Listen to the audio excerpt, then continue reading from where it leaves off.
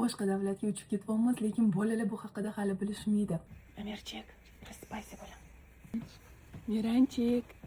Ey, Miran. Yuzmina xonim. Давайте в хорошем настроении начнем нацию ясами. Мы летим на самолете. Куда? Во Вьетнam! Bollarni rosa xursand bo'lishadi desam, ular tushunishgani ham yo'qotga ketishayotganini.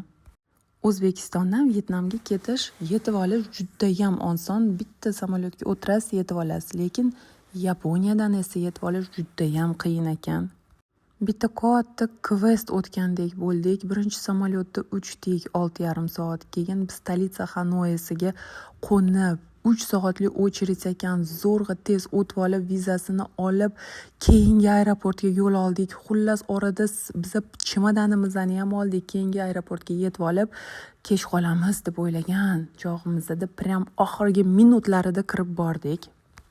Yaponiyadan Vyetnamga yetib olish bitta stresscha ekan. Keyin aeroportdan mashinaga o'tirib yana 50 minut gostinitsamiz tomon yo'l oldik. Bolalar bilmagan yana bitta syurpriz bor. Nima deb o'ylaysizlar, qanaqa syurpriz?